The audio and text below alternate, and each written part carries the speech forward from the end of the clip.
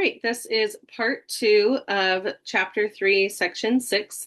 And if you recall from the last video, we ended with this problem here, and I had ended it where I was making a mistake, but I couldn't figure out where my mistake was. And a lot of times when you make a mistake, you have to kind of retrace your steps, and I didn't want to take up a bunch of time in the video, just me retracing my steps. So I ended that video and decided I would come back and finish it in part 2 of that section.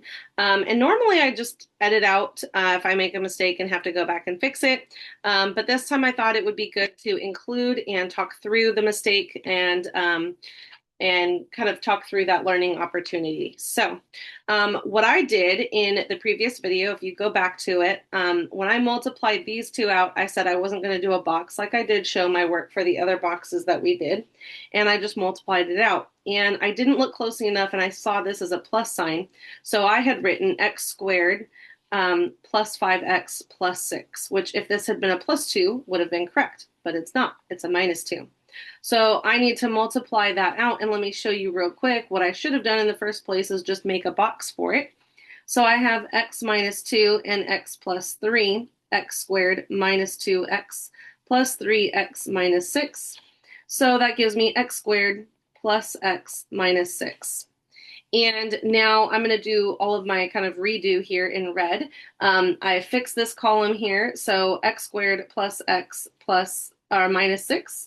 This becomes negative 6x squared and negative 6. And this becomes x cubed and x. So writing my polynomial out here, I have x to the fourth plus x cubed and minus 5x squared and plus x and minus 6. And then plugging in negative 2 to the fourth power is 16. Negative 2 cubed is negative 8. And then negative 2 squared is 4 times 5 would be negative 20. And then minus 2 minus 6.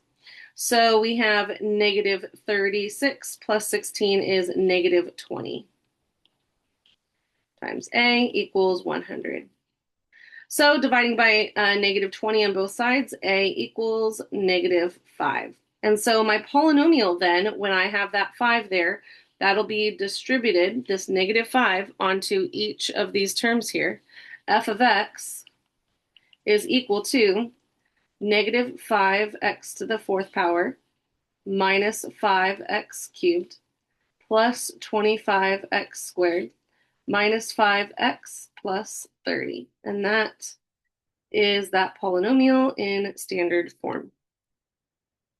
Now we have two more problems here at the bottom of this page, and this is our last kind of tool here for graphing polynomials that we're adding.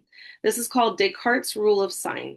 And what this tells us is how many positive and how many negative x-intercepts we might have.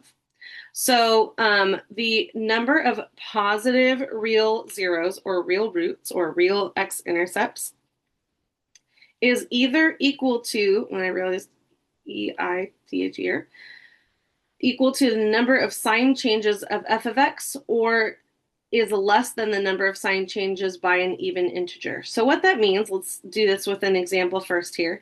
If I'm looking at f of x, the number of positive real zeros is going to be equal to the number of sign changes. So what that means is your polynomial here needs to be in descending order. And if we're looking at this first term as positive and then the next term is negative, the sign has changed. So positive, then negative, that's one sign change. Then from negative to positive, that's a second sign change. And the rest, and then positive, it didn't change there, so it doesn't count as another one. And then negative, one more sign change. So we have 3 sign changes. And so the number of positive real zeros is going to be equal to 3. So we're going to have 3 real roots on the positive x-axis, or reduced by an even integer. So reduced by an even integer would be 2. So 3 or 3 minus 2 would be 1. So we either have 1 real root on the positive x-axis, or we have 3 real roots on the positive x-axis. Now to find the number of negative real zeros, we need to find f of negative x. So the number of negative real zeros is either equal to the number of sign changes on f of negative x, or less than that by an even integer. So let's start out by finding f of negative x first. So f of negative x, if I plug in negative x to the fourth power is just x to the fourth power. Negative x cubed is negative x cubed times a negative becomes positive.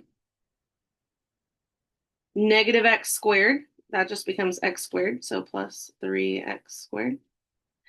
Negative x times 8 would be minus 8x, and then minus 24.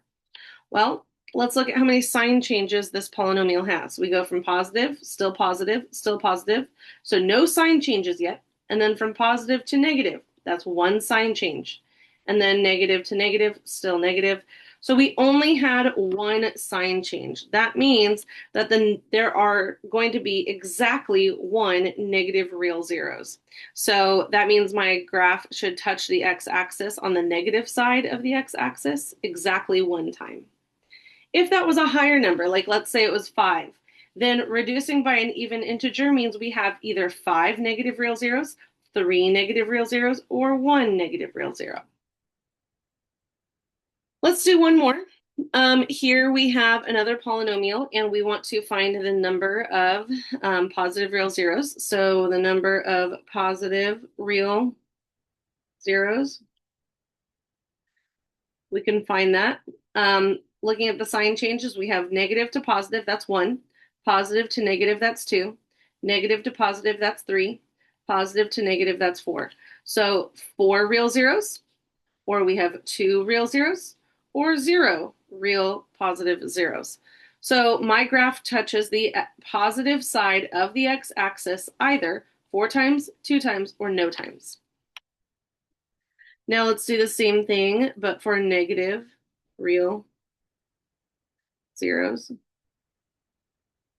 And first we need to find f of negative x.